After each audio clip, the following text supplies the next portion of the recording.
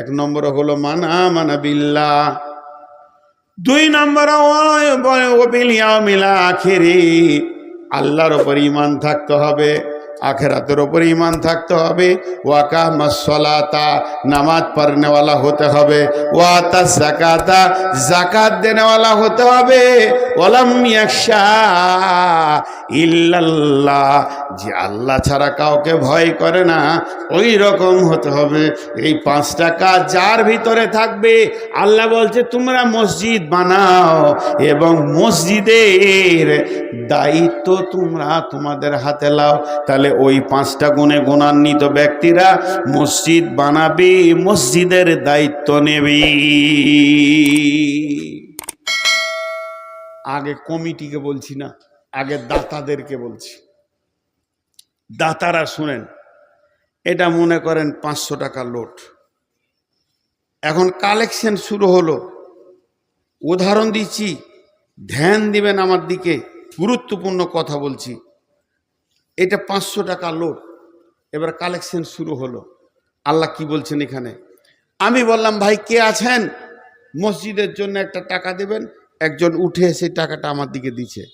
ওকে 4টা কথা বলছে আল্লাহ, হে দাতা, দান করনেওয়ালা, তোমার ভিতরে যদি 4-5টা গুণ থাকে তাহলে তুমি দান করো, নচেৎ দান করো না। তোমার দান কাজে লাগবে না, তুমি সমাজের ক্ষতি করবে, মসজিদকে ভাগ করে দিবে, মুসল্লির ভিতরে ভাগ করে দিবে, আর মুসল্লির ভিতরে জামাতকে ফাটিয়ে শেষ করে দেবে, আল্লাহকে অপমান করবে, আল্লাহকে বেইজ্জতি করবে, সমাজে ঝগড়া লাগাবে, মসজিদকে ভাগ করে দেবে। এই 5টা গুণ যার না থাকবে, এখন এই টাকাওয়ালা দাঁড়িয়ে আছে, আমি হাত দিয়ে নিতে গেছি, আর মধ্যখানে আল্লাহ ওই কথাটা বলছেন, হে দাতা, তুমি কান করে শোনো, 1 নম্বরে তুমি আল্লাহর উপরে ঈমান আনো। তুমি যে টাকাটাই টেবিলে দিয়েছেন, যারা, তোদের কি আল্লাহর উপরে ঈমান আছে? বলে হ্যাঁ। যদি ঈমান থাকে, দ্বিতীয়টা শুনো, ওয়াল ইয়াউমিল আখির, তুমি আখিরাতে বিশ্বাস রাখো। এই 2টি কাজ যদি তুমি করো তাহলে জেনে নাও আর মসজিদে ঝামেলা হবে না, ঝামেলা লাগাবে না। তবেই তুমি টাকাটা এখানে রাখো। ওয়াকামাস সালাতা, তুমি নামাজ পড়ো। যদি তুমি ধনী হও তো যাকাত দাও। আল্লাহ ছাড়া কাউকে ভয় করিও না। জি, আমি নিজে একটা কথা বলছি, ব্যক্তিগত ব্যাপার, একটু ধ্যান দেন। আমাকে দিয়ে আল্লাহ 3টে বড় বড় মসজিদ নিয়েছে। একটা মসজিদ প্রায় 1,30,00,000 চলে গেছে, একটা মসজিদ প্রায় 90 লাখের বানিয়েছি, আর একটা 46 থেকে 48 লাখের, ওটা কাজ চলছে এখনো। তো এতগুলো যে কাজ হলো, এক ব্যক্তি আমাকে 2টো মসজিদে 35 দুগুণে 70 লক্ষ টাকা দিয়েছে। একজন, সে দান করেছে। কেউ 5 লাখ, 7 লাখ, 10 লাখ দিয়েছে। কিন্তু একজন মহিলা, আমি তার নাম বলছি না, ঠিকানা বলছি না, মেয়ে ছেলে, মহিলা, বয়স্ক মানুষ, প্রায় 60-65-70 বছর বর্তমান বয়স তার, এখনো বেঁচে আছে, আমাকে 1 কোটি টাকা দিয়েছে। কম বেশি 2-1 লাখ কম, 1 কোটি টাকা দিয়েছে। তো পুরো 1 কোটি টাকার হিসাব একটা কাগজে সুন্দর করে আমি বানিয়েছি। কত কত কত কত খরচ করলাম, কোন কোন পারপাসে, পুরা খরচাটা নিয়ে তার কাছে আমি হাজির হলাম গত রমজানের আগের রমজানে। উনি বসে আছেন ওনার বাড়ির সোফাতে। আমি গেলাম না, আমি গিয়ে বলছি যে একবার হিসাবটা চোখ বোলালে ভালো হতো, ধ্যান দিবেন। এখানে কিন্তু দামি কথা বলছি, এখানে অনেক জ্ঞানের উৎস লুকিয়ে আছে। আমি বললাম একবার হিসাবটা দেখলে ভালো হতো। উনি কোম্পানি মানুষ, মহিলা কোম্পানির সভাপতি, ওনার স্বামী হচ্ছে কোম্পানির সেক্রেটারি, ছেলে প্রেসিডেন্ট, বিশাল ব্যাপার। একটা মেয়ে 1 কোটি টাকা দিয়েছে মানে তা ভাবতে হবে সে কত টাকার মালিক। তার অ্যাকাউন্টেন্টস আছে, অনেক হিসাব রক্ষক আছে, 15-20টা হিসাব রক্ষক ঘুরে বেড়াচ্ছে। আমরা যাকেই হয় একজনকে ডেকে একবার হিসাবটা দেখেন। এক কথাই উত্তর দিয়েছে আমাকে, কি জানেন? কথাটা শুনলে আপনার আমার মাথাটা ঘুরে যাবে। টাকা আমি আপনাকে দিইনি, যার কাছে দিয়েছি তার কাছে হিসাব বুঝে নেব, আপনি তাকে বুঝিয়ে দেন। টাকা আমি দিয়েছি আল্লাহকে, আমি আল্লাহর সঙ্গে বুঝবো, আর টাকাটা আল্লাহর সঙ্গে আপনি বুঝেলেন না। হিসাব দেখলই না। আমি বললাম যে এত বড় একবার দেখলে হতো। বলে না, তোমার এখন কত লাগবে বলো? বলে 20 লাখ টাকা লাগবে। সঙ্গে সঙ্গে 20 লাখ টাকা দিয়ে দিল। বলে তুমি বাড়ি যাও, তোমার ব্যাংকে আমি তোমার নাম্বারে ভরে দিয়েছি, তুমি পেয়ে যাবে। আমি ফোন করে বলে দিল, যেখানে ওর কাজ চলছে ক্যাশিয়ারকে বলল যে এই নাম্বার তোমাকে হোয়াটসঅ্যাপে পাঠাচ্ছে, এই নাম্বারে 20 লাখ টাকা ভরে দাও। 2 মিনিট ওদের কাছে ঘরেই ভরে দিল। তো ও বলছে আমি দিয়েছি যাকে, তার কাছে আমি বুঝবো, আর তাকে তুমি বুঝিয়ে দাও গা হিসাবটা। এটা চারটিখানি কথা নয় ভাই, ওই কথাটাই আল্লাহ কোরআনে বলছেন, মান আমানা বিল্লাহ।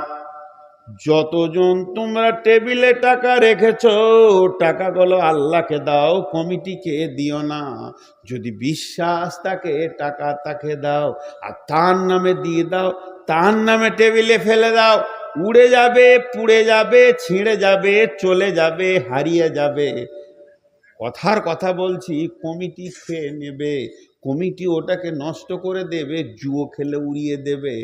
আপনার কিঞ্চিত পরিমাণ কমবে না, সঙ্গে সঙ্গে আপনার আমলনামাতে লেখা যাবে 15 জ্যৈষ্ঠী দিবাগত রাত্রিতে তুমি 5,000 টাকা মসজিদকে দিয়েছো, এ টাকা কেউ হারাতে পারবে না। ওই জন্য আল্লাহ বলছেন, হে দাতার দল, তুমি যখন দান করবে আল্লাহকে নিয়ত করে করো। আর ওই নিয়তটা কতদিন রাখবে? ওয়ালিয়াউমিল আখিরি, যতদিন কিয়ামত না হয়েছে অতদিন পর্যন্ত তুমি মুখ বন্ধ করে দাও। তুমি বলতে যেও না কমিটিকে টাকাটা আমার কই, কি করলে, কত খরচা করলে, এত হুঙ্কার দেওয়ার দরকার নাই। আমি আমার অ্যাকাউন্টে জমা করে দিয়েছি, চুপ থেকে দেব।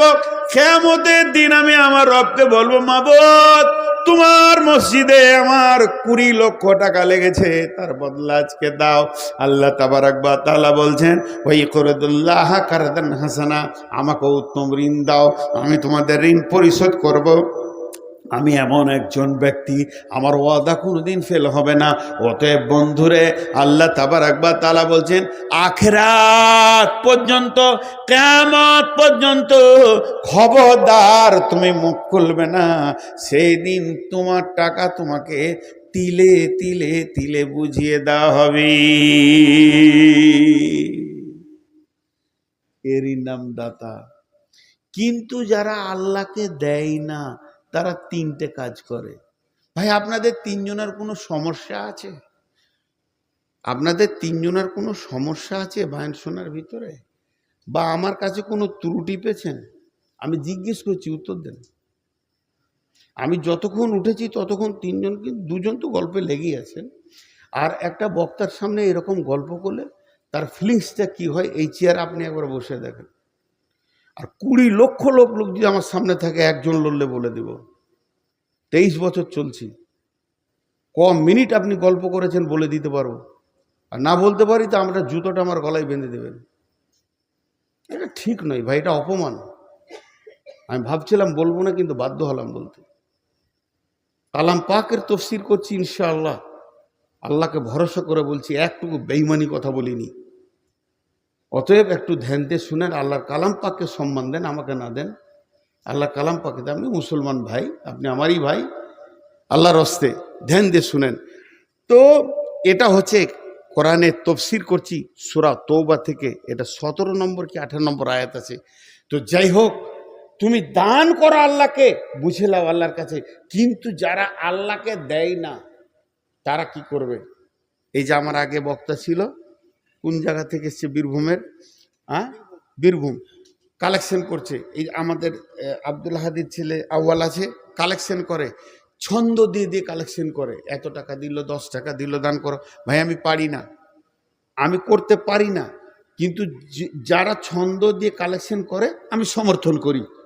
আমি একজন মাদানি কাছে ফতোয়া নিয়েছি, এরকম কালেকশন করা যাবে কি? বলছে হ্যাঁ, কথা যদি অসঙ্গত না হয়, কথাগুলো যদি ভালো হয়, দোয়া হয়, তো করতে পারে।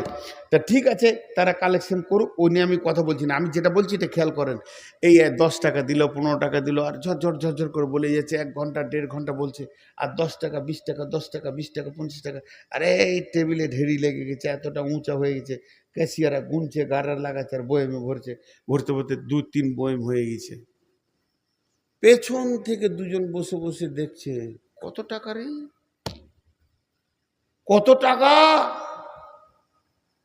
এবার শহরে সারা রাত ঘুমিয়েছে, রাত জাগার কারণে ফজরে 10টার সময় ঘুম থেকে উঠে ঢুলতে ঢুলতে চায়ের দোকানে গেল। ও যেমন বদমাস, ওর বন্ধুটাও সেরকম বদমাস। যে দুজনা পাশে পাশে বলছে, লে 1 কাপ চা দে। চা খেতে খেতে বলছে, কালকে রাতে জালসায় ছিলি? বলে হ্যাঁ ছিলাম। কালেকশন কেমন হলো? ও টাকা ঢেরই লেগেছে, প্রায় 12 লাখ, প্রায় 12 লাখ। ইও মাতাল ও মাতাল। হ্যাঁ ওই রকমই আমি ভাবছিলাম 12 লাখই হবে। লে চা খা। মাথায় কি ঢুকলো? 12 লাখ। আর কমিটি 10 টাকার লোড গুনতে গুনতে গুনতে গুনতে সমস্ত খরচা, লাইট মাইক বক্তা, খাওয়া খরচা, আসা যাওয়া সব বাদ দিয়ে 63,000 12 টাকা বেঁচেছে। আর ওদের মাথায় ঢুকেছে 12 লাখ। কারণ ওরা আল্লাহকে দেয়নি, ওরা কমিটিকে এবার ধরবে। হঠাৎ ওকে বলছে, জুমার দিনে কথাটা তুই তুলিস তো দেখি কি করা যায়। বাস, জুমার দিনে ওরা তো 5 ওয়াক্ত নামাজ পড়ে না। জুমাতে ভিড় লাগিয়ে লোক সব, ইমাম সাহেব সালাম ফিরছে, আসসালামু আলাইকুম রহমতুল্লাহ, আসসালামু আলাইকুম রহমতুল্লাহ, সবাই তসবিহ করছে। জি খোদবাতে ইমাম সাহেব আর বলেও দিয়েছে মাঝে একবার, ভাই পারলে আর কিছু সব 10 পিস 5-50 দিয়েন, কোটাতে টাকাটা বেশি করে দেন, ছাড়টা নাইলে হবে না দুতলা।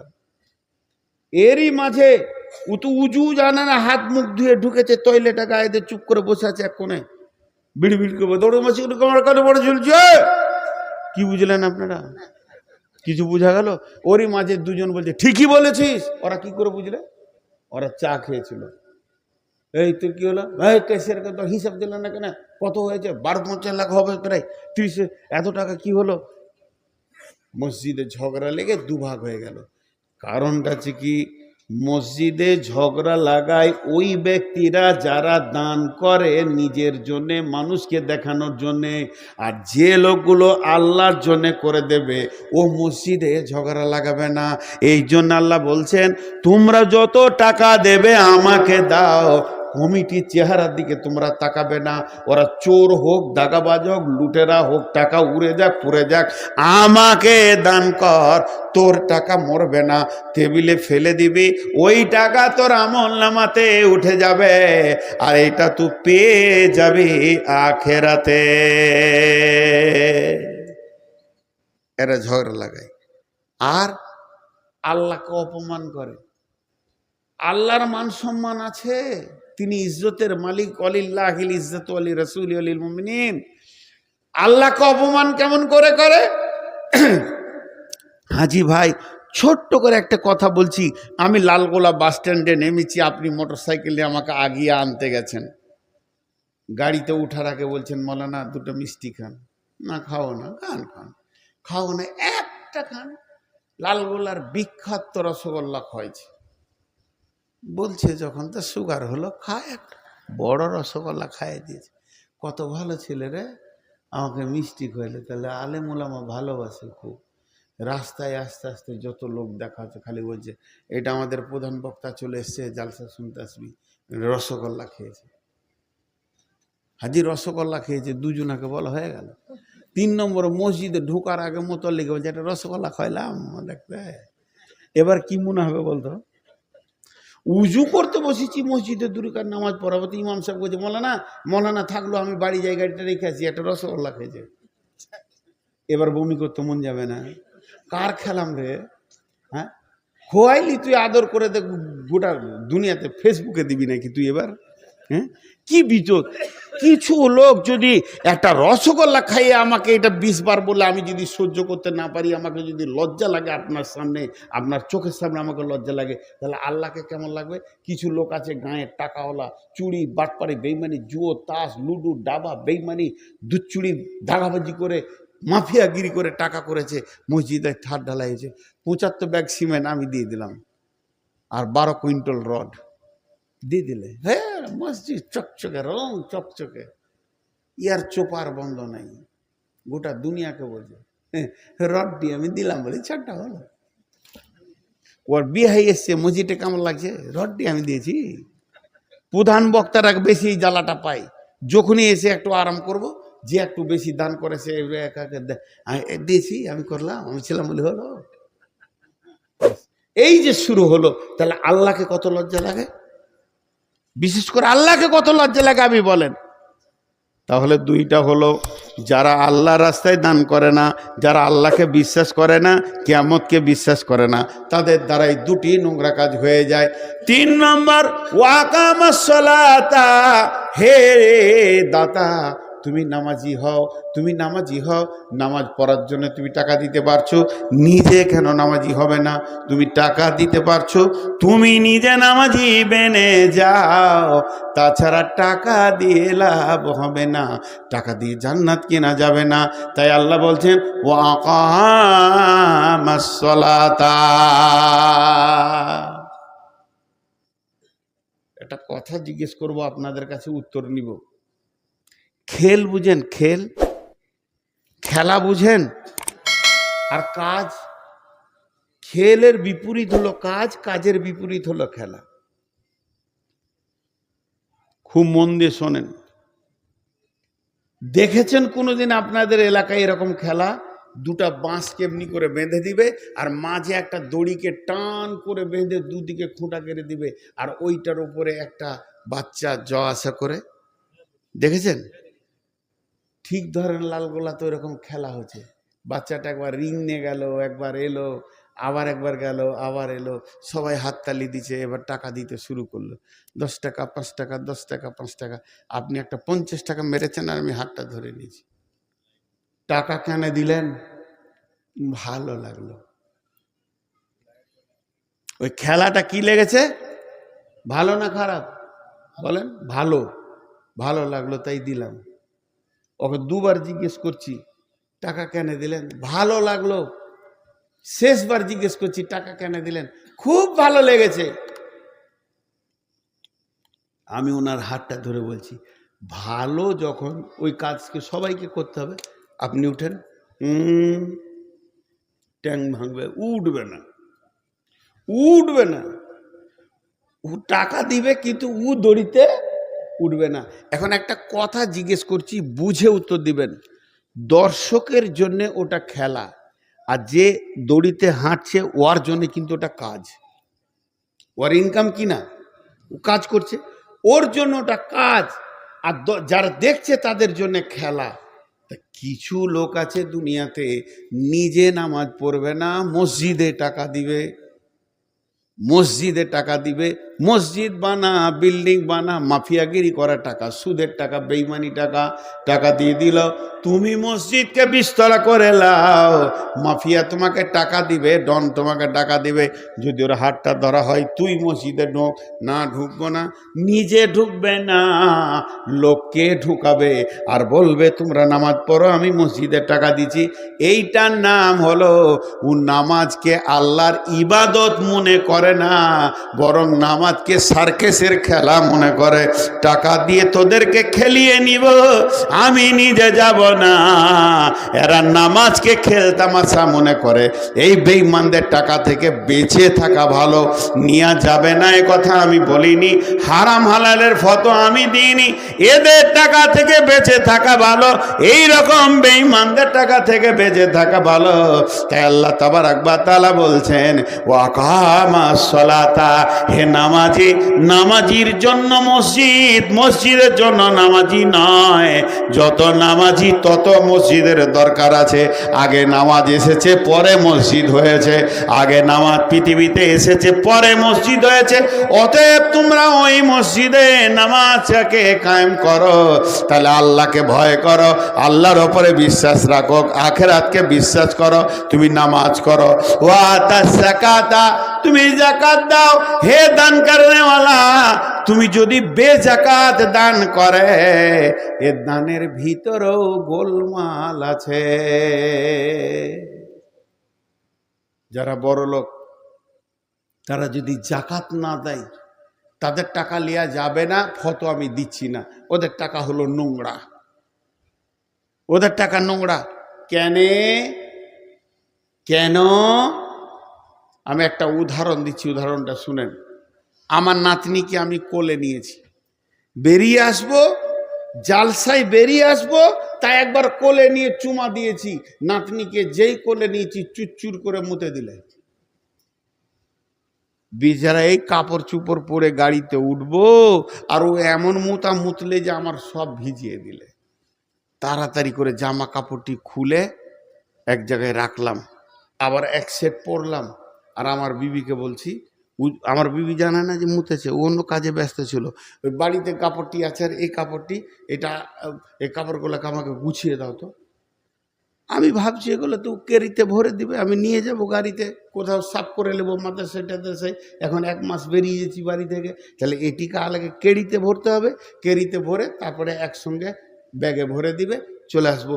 এটিকে কোনো জায়গায় সাফ করে নিব। ও ক্যারিতে না ভরে ওই আমার আয়রন করা কাপড়, এই কাপড় একসঙ্গে গুছিয়ে ভরে দিল।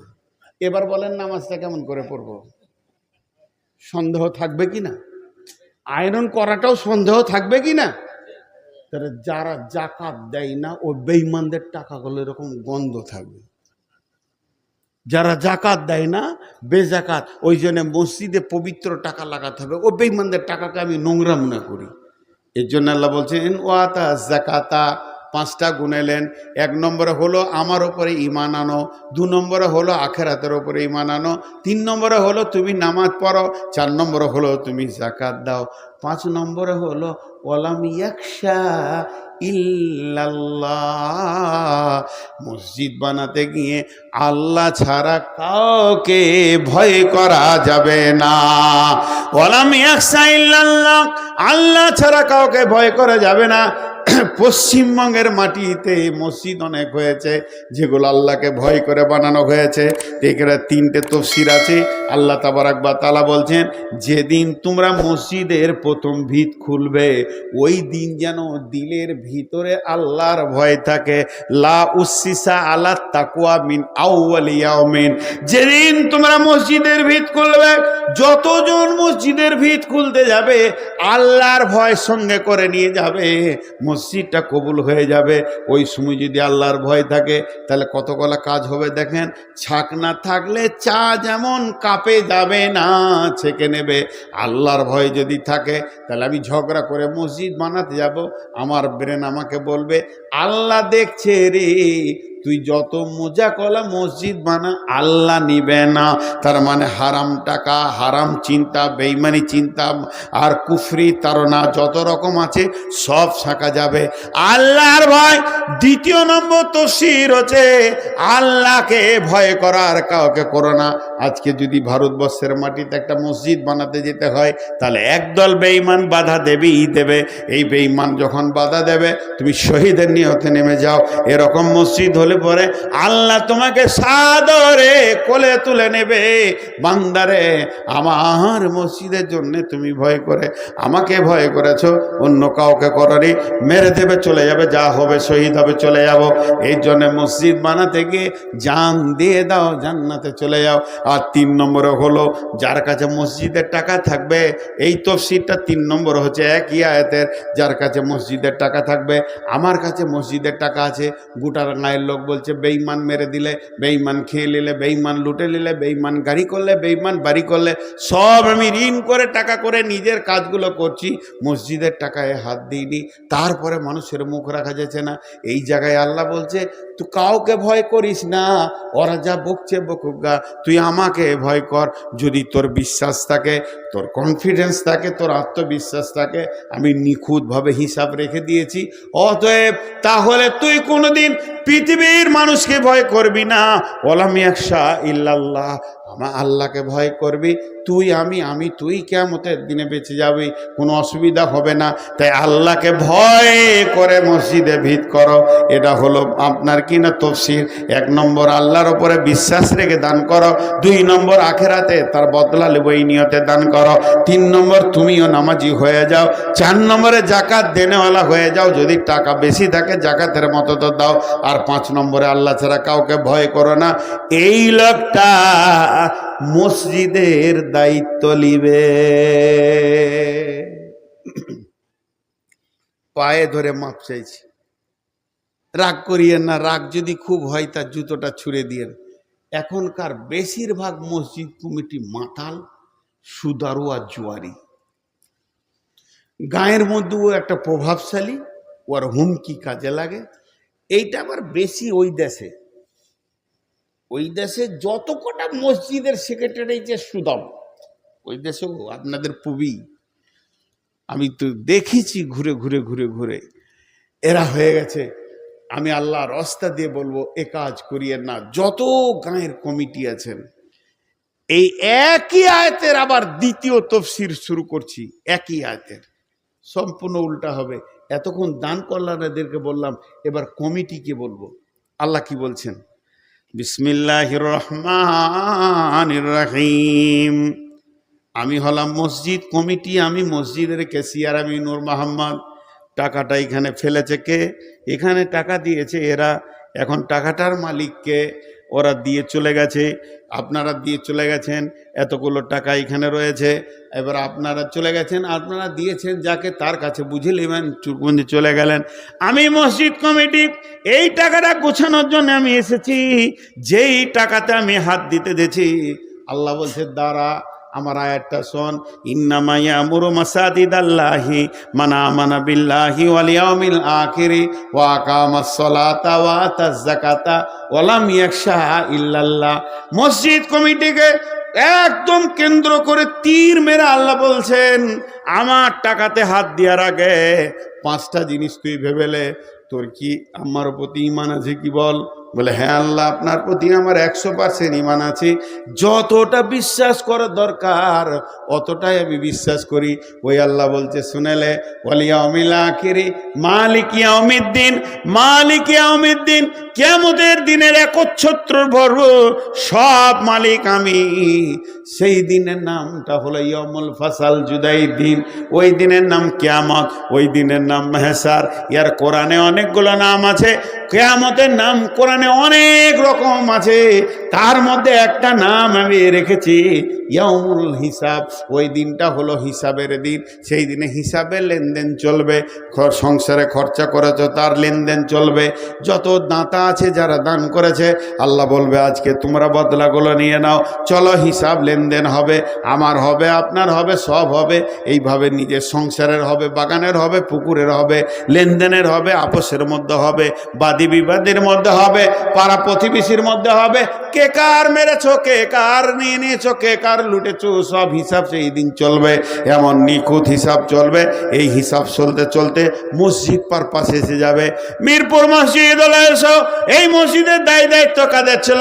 হিসাব আমাকে বুঝাও। ঘর আমার, যারা দান করেছে আমাকে করেছে, তাদেরকে আমি কি দেবো না দেবো আমি দেখে নেবো। ঘর তো আমার। নূর মোহাম্মদ তুমি উঠে দাঁড়াও, তুমি মসজিদের ক্যাশিয়ার ছিলে, কমিটি ছিলে, সেক্রেটারি ছিলে। এবার আমার মসজিদের হিসাব তিলে তিলে আমাকে বুঝিয়ে দাও। 1 টাকা, 2 টাকা, 5 টাকা, 3 টাকা, 1 আনা, 4 আনা, 2 আনা, 1 নয়ের হিসাব আমি আল্লাহ আজকে নিব। আমি ছাড়বো না মসজিদের শুরু থেকে শেষ পর্যন্ত। ভাইরা আমার, হিসাব দিতে পারলাম তা ভালো। এই জন্যই বলা হচ্ছে ওয়ালাম ইয়াখশা ইল্লাল্লাহ, আল্লাহ ছাড়া তোমরা মানুষকে ভয় করিও না। হে কমিটির লোক, ভয় করবে তো আল্লাহকে করো, হিসাব তাকে দিতে হবে। আল্লাহ কোরআনে বলছে আমি হিসাব লিব রে বান্দা। পৃথিবীর মানুষকে হিসাব দিয়ে লাভ নাই, আগামীকালকে জুমা, আমি জুমার নামাজের পর একটা কাগজ নিয়ে উঠে গেলাম, 2025 সালের হিসাবটা দিতে শুরু করলাম। এত টাকা এত টাকা এত টাকা এত টাকা আয়, এত টাকা এত টাকা এত টাকা ব্যয়। 10 মিনিট ধরে জুমাতে হিসাবগুলো দিয়ে দিলাম। শেষকালে বললাম 2,25,000 টাকা এখন উদ্বৃত্ত আছে। গোটা গাঁয়ের লোক আনন্দিত হয়ে গেল। আমাদের ক্যাশিয়ার ভালো, সেক্রেটারি ভালো, নিখুঁত হিসাব দিয়ে দিল। গাঁয়ের লোক বাহবা বাহবা দিতে লাগলো। আমার মনটা অনেক বড় হয়ে গেল। বাহ, আমি তাহলে ভালো মানুষ। কিন্তু আমার আল্লাহ বলছে, ওই গাঁওয়ালাকে, মসজিদওয়ালাকে, গোটা ভারতবাসীকে বুঝিয়ে দেওয়াটা তোর দায়িত্ব নয়। এ দায়িত্ব হচ্ছে কিয়ামতের দিন আমাকে বুঝাবি। টাকা আমার, আমি তিলে তিলে বুঝবো। সেদিন তোকে বুঝিয়ে দিয়ে উঠতে হবে। বন্ধুরে, একদিকে তো ঘরের নিজের ব্যক্তিগত হিসাব, আর একদিকে মসজিদের হিসাব নিয়ে কিয়ামতের মাঠে উঠতে হবে। ওইটাই আল্লাহ মসজিদওয়ালাকে বলছে, ওয়ালামি ইয়াখশা ইল্লাল্লাহ।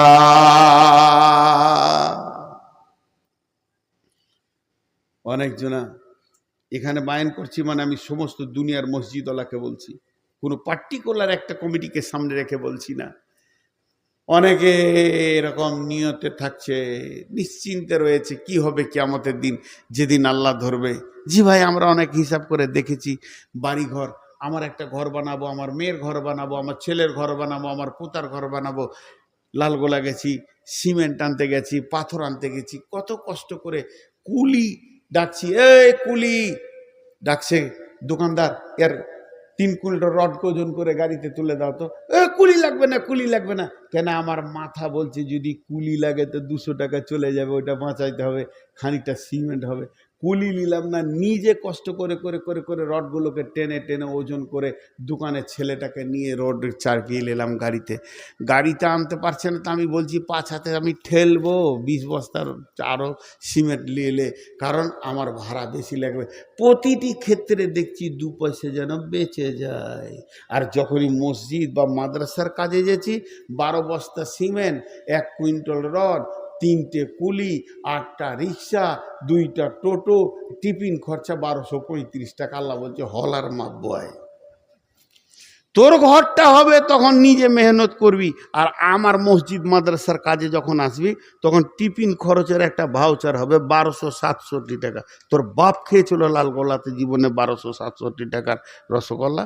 তোর ব্যবস্থা করছি, 17 জন যেতে হবে একটা মসজিদে 2 বস্তা সিমেন্ট আনতে, আর এত টাকা টিফিন খাবি। তোদের টাইট করব। আল্লাহ তাবারক ওয়া তাআলা বলছে, হুঁশিয়ার কর, এই জায়গাগুলোতে আমাকে ভয় কর। ওয়ালাম ইয়াখশা ইল্লাল্লাহ। আল্লাহ বলছে, তোর যদি ভয় আমাকে থাকে আর আমাকে যদি সতর্ক হয়ে চলিস, এরপরে তোর 3 নম্বর কাজ হচ্ছে ওয়াকামা সলাতা। যতগুলো মসজিদ কমিটি আছেন, পাগুলো ধরে বলছি, আপনারা নামাজ শুরু করে দেন। ইউটিউবে দেখতে পাচ্ছেন বহু মসজিদ কমিটি, ভাগুলো ধরে বলছি, আপনারা নামাজি হয়ে যান, দিয়ে কোরআনের এই হিসাবের আওতাভুক্ত হয়ে যান। কোরআনের এই মানে মসজিদ কমিটি কেমন হতে হবে এর আওতাভুক্ত হয়ে যান। যদি জিদ করে নেন জীবনও মসজিদে পা দিব না, 5 ওয়াক্ত নামাজ পড়ব না, পা দুটি ধরে বলছি দায়িত্বটা ছেড়ে দেন, না হলে আল্লাহর হিসাবের আওতাভুক্ত হচ্ছে না। আল্লাহ বলছে তোকে আমার উপরে বিশ্বাস রাখতে হবে, আখিরাতে বিশ্বাস রাখতে হবে, নামাজ পড়তে হবে, যাকাত দিতে হবে।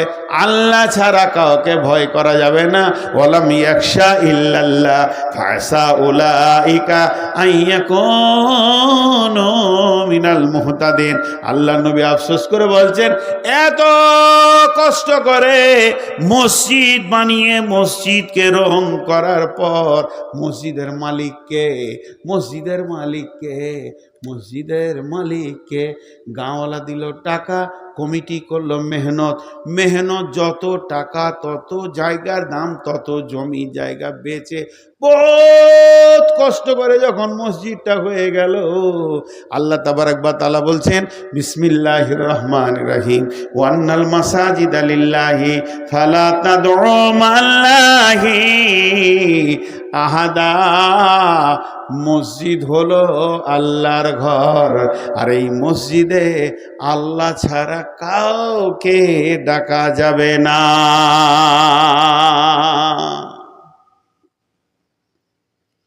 মসজিদ কার ঘর? যে 1 টাকা দেয় নাই তারও যার অধিকার আছে, যে লাখ টাকা দিয়েছে ওর ওটাই অধিকার আছে। যদি 1 টাকা দেয় নাই, ও যদি আগে চলে যায় তো ফার্স্ট কাতারে থাকবে।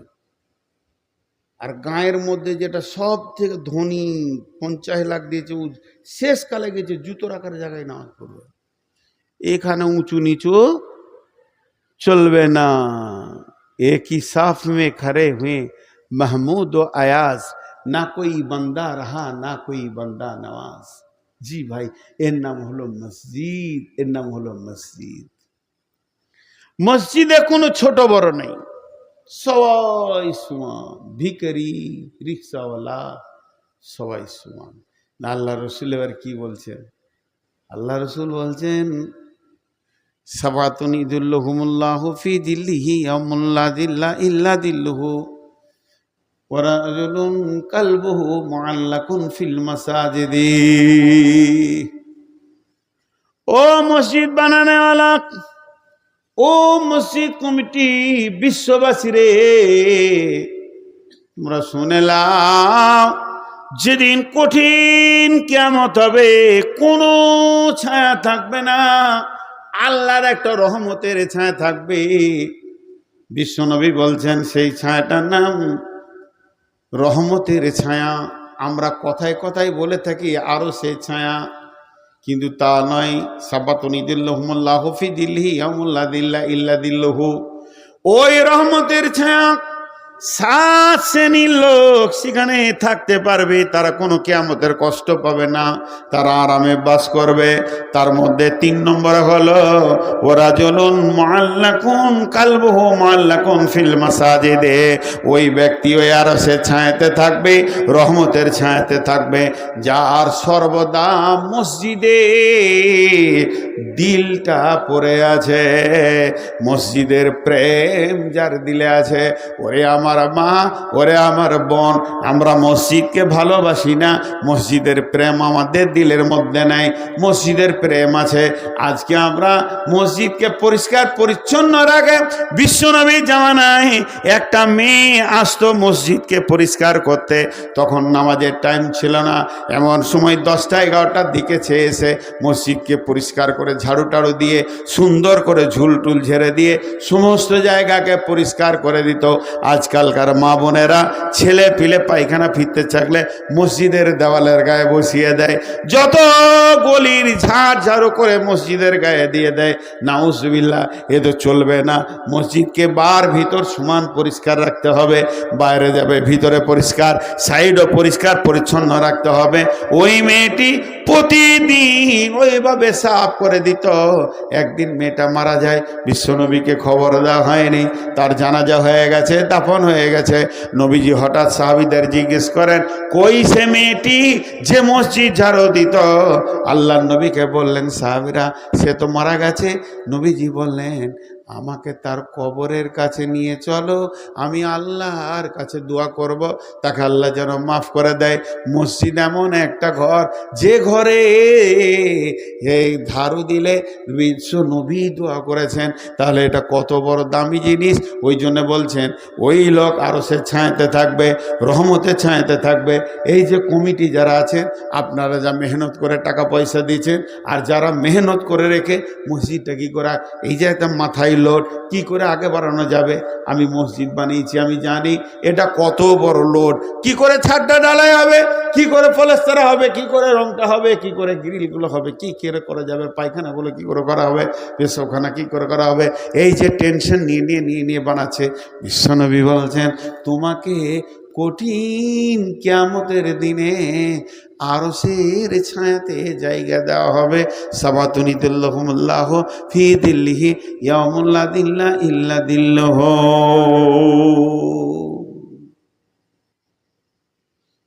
আর 5 মিনিট কথা বলবো, উঠবেন না, আল্লাহর ওয়াস্তা দিচ্ছি সকলকে। বর্তমান সারা বিশ্বের পরিস্থিতিকে নিয়ে যদি কথা বলি, মুসলমানদের যে অবস্থা চলছে, তারপরে তো আমাদের রাজ্যে চলে এসছে, যে অবস্থা চলছে, তার একটা রাস্তার কথা আপনাদেরকে 1 মিনিট বলবো, অতি বুঝে নিতে হবে যে মসজিদ কত দামি। একটা উদাহরণ দিচ্ছি, উদাহরণ। এটা ভাববেন না যে সত্য ঘটনা। আমরা জিন জাতি দেখিনি, আমি কিন্তু দেখিনি। একবার কোনো সময় হয়তো কোথাও কিছু দেখেছি, কিন্তু জিন দেখিনি। তো গল্প এটা, এটা হাদিস নয়, কোরআন নয়, আমার কারো বানানো গল্প। দুটা জিনেদের যুবক ছেলে এই ধরেন এখানে খেলাধুলো করছে, ওদেরকে কেউ দেখতে পেয়েছে না। আর এক সাপুড়িয়া এসেছে, সাপ ধরবে বাগানে, ঝোপে ঝাড়ে খুঁজছে, ভালো বড় সাপ ধরবে ও। তো ওই দুই যুবকে এক যুবক বলছে যে এই সাপুরিয়াকে আমি খানিক কষ্ট দিব। বলে কি করে? বলে আমি সাপ হয়ে যাব আর ওর সামনে ওকে দেখা দিব, ও আমাকে ধরবার লেগে যখন ছটফট করবে তখন আমি দৌড়ে বেড়াবো, ওকে ধরা দিব না। বলছে পারবি? বলে হ্যাঁ পারবো। বলে তাই কর। বলছে তুই দেখবি। যে ওকে একটা গিলাসে খানিক পানি পড়ে দিয়েছে, যে বলছি যখন দেখবি যে আমার খুব বড় বিপদ হয়েছে ওই পানিটা আমার গায়ে ছিটিয়ে দিবি কিন্তু। বলছে ঠিক আছে। এবার এই সাপ হয়ে গেল, আর ও পাশে পাশে দেখছে, গাছের গোড়ায় দাঁড়িয়ে আছে, ওকে কিন্তু সাপুরিয়া দেখতে পেয়েছে না। আর এই সাপ হয়ে গেছে তো দেখে লেছে, আর দেখি বাস। এবার নাগিন মাসি বাজাইছে, ওর পিছে দৌড়ছে। গল্পটা শুনেন। সাপটা কিন্তু দৌড়ে বেড়াচ্ছে ওখানে, কিন্তু দৌড়তে দৌড়তে একসময় আর দৌড়তে পারছে না। যখন দৌড়তে পারছে না, তা গাছে উঠছে, গাছ থেকে পড়ে গেল, ডালে উঠছে পড়ে গেল, একটা ইঁটে উঠছে পড়ে গেল, ইঁটের ফাঁকে ঢুকছে পড়ে গেল, যেদিকে যেছে পড়ে যেছে। একটা পাঁচিল রয়েছে, উঠবে ওইদিকে, পার হয়ে যাবে পাঁচিলের দিকে, তাও পড়ে গেল, কোনো দিকেও আর পালাতে পারছে না। তখন ওই সাপুরিয়ার যে খাপটা থাকে এরকম ডাব্বা পাড়া, ওই খাপটা ফুটো করে দিয়েছে, ওখানে এসে সুসুর করে ঢুকে গেল, দপ করে ওকে বন্ধ করে দিয়ে ব্যাগে ভরে নিলে, বাস কাবু। তখন এই জিনের ছেলেটা দেখছে তো বাঁধা পড়ে গেছে, তো ওর গায়ে পানিটা দিতে হবে। তখন বলছে, ই আবার মানুষের মতো দেখা দিয়ে বলছে, ও জি সাপুরিয়া, ওই সাপটাকে ছাড়ো না। বলে কেন ছাড়বো, আমি কত কষ্ট করে দেবো। আর ছাড়ো। কেন ছাড়বো? ছাড়ো না, একবার ছাড়ো।